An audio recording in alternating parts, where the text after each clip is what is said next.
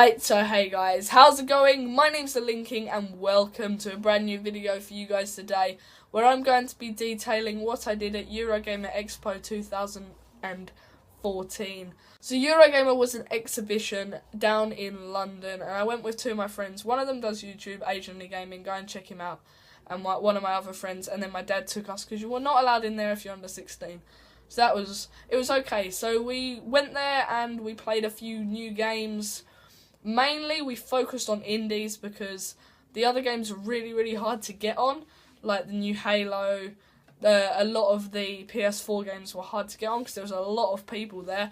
So we mainly focused on indies, and I did get a few little bits and bobs from some of these indie stalls that I'm going to show you in a second. I've also got some clips and some pictures to show you, and I'll show them in a montage at the end. So basically when we walked in, it was really busy. We had to queue for 15 minutes, and I got a lot of street passes in those 15 minutes. But it was really cool. It was cool to see all the cosplayers and stuff like that. I also got a key to the Nosgoth beta, and there is going to be a video on that in a couple of days, where I'm actually playing that beta. So we walked in, and straight away we went over to the Super Smash Bros.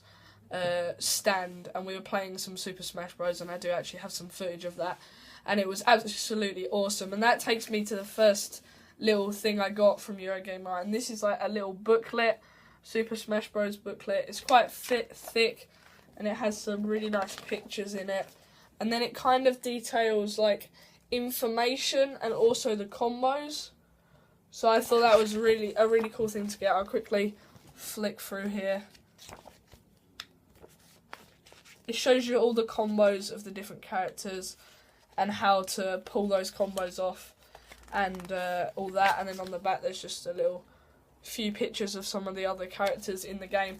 So that was the first thing I got. We played a little bit of Smash Bros. And then we queued up and we played four of us on 4 different 3DSs. We didn't play it on the Wii U. I also had a little go of Splatoon, but we got kicked off that quite quickly because there was a lot of people queuing for it. So after that we went over to the Destiny stand, and there I got 2 posters and a picture on the Sparrow that they had there. And I also got a little postcard, nice little Destiny postcard, and the little collector's card for the Hive. And there was actually 5 of these, I think, to collect, or 4, but we didn't get around to getting the rest of those. And there was also a tournament going on where someone was getting a fire team and they were trying to beat a record for who could finish the strike in the soonest time, and I've also got a clip of that. So after that we were like, oh, there's not much we can go on straight away from here. We went and looked at the Lego Beyond Gotham, but that was really busy. So then we headed upstairs and we started playing some indies.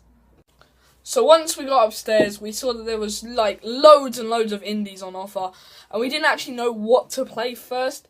So we kind of just walked in and we just like had a go at loads of other stuff. And I'm just going to outline really quickly my 2 favourite games that I actually played there. And they were Mutiny and LA Cops. Now, LA Cops is from the makers of Typing of the Dead, The Button Affair, and The Cat That Got the Milk. The only one of those that I've heard of is the Typing of the Dead. But it was very Hotline Miami style. It wasn't as hard, and you could also switch between players. So like one person would be at the door and you'd be somewhere else, and you can switch between them. And it was very interesting. I like the mechanics. It was a PC game, and that's definitely going to be a kickstarting game that I'm going to do. And I also got a badge for doing really well on it. Yeah, LA Cops. So the next thing obviously was Mutiny, like I said. And pretty much you were on a pirate ship. I've got really red on my eyes. Pretty much you were on a pirate ship and you had to kill other people on the pirate ship, and there like other pirate ships came in, attacked you, all kind of stuff. So I'll read you the description on this little bit here. It says multiplayer pirate action. Play with friends as a pirate crew and fight off enemies to protect your ship and collect treasure as a team. Fight hard to become the captain and get the biggest cut of the loot. Your shipmates won't make it back easy though, so watch your back. Mutiny. So that was a really interesting game. I was playing it with other people, and I thought that was quite fun.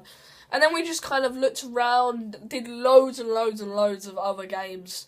One, I actually played one on the Oculus Rift, and I was like, oh my god, this is amazing. It was a jetpack simulator sort of thing. I can't remember what it was called, but it was very, very, very awesome. And at one point I flew all the way up and then just looked down and let go, and I thought it was really awesome. It felt not real life, but I did kind of lose my stomach as I was falling. So there was 2 areas in there. There was the main indie games, and there was like these really small indie developers in there. And I got a few cards and stuff. I'm not actually going to buy any of these games. I just got them because I want to use them as like information, because I want to get into the gaming industry. I want to get into this kind of stuff. So one was Hindsight. The graphics in most of these were like quite bad. They weren't exactly made up. Spirit Guides. Spirit Guides was quite interesting actually. I did enjoy that one. I have just a concept artist phone number. Destroy New York. Now this one actually looks quite interesting. I didn't get to play this because it wasn't on offer, but they presented it quite well. And then another one which was quite fun was The Lost Tower. It was like a platforming game. I really enjoyed that one. So that was those indie games. And I also picked up some stuff for some other indie games. War of the Overworld. I also played Gauntlet, but I didn't pick anything up for that because I didn't have anything. But that was probably one of my favourite games as well, playing there. Rive. This was really fun actually. Another one which wasn't as good, but it was quite interesting to play. It was sort of like a board game. The Living Dungeon. So yeah, that was okay, I guess. The woman on it was really fit. Lol. And then there's 2 more things. And basically, there were these people walking around, and if you played their game on the iPad, you got a free donut. So I kind of did that. I got a badge, Kitty's Matchmaker. It's quite funny. And then Poptastic was a game I played to get that. So then we headed back downstairs. We did a little bit of shopping. I looked around for some stuff. I saw some nice Pop Funkos, but I didn't have enough money to pay for them. And my mate got 3 posters, along with the ones we already had.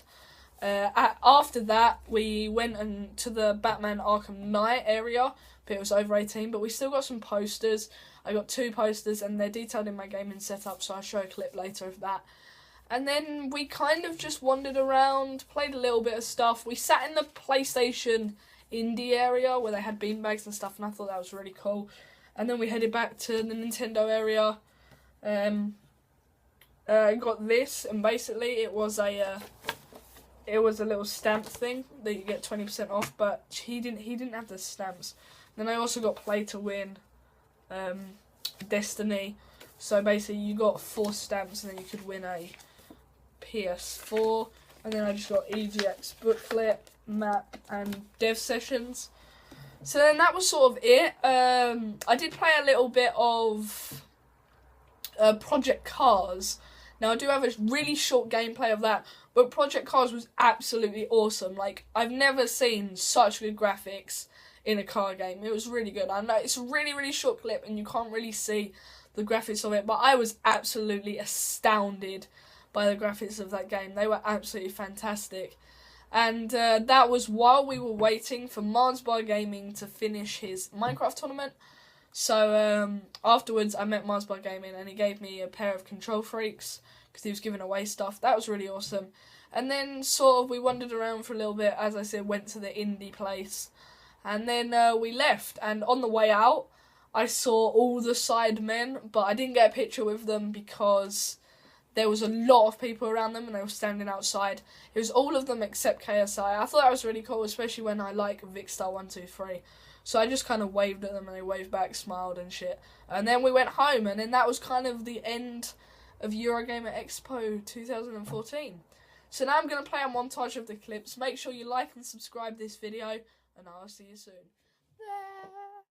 I waited patiently, I know you had a place for me. I waited patiently, I know you had a place for me. I waited patiently, I know you had a place for me. I waited patiently, I know you had a place for me. so much to me.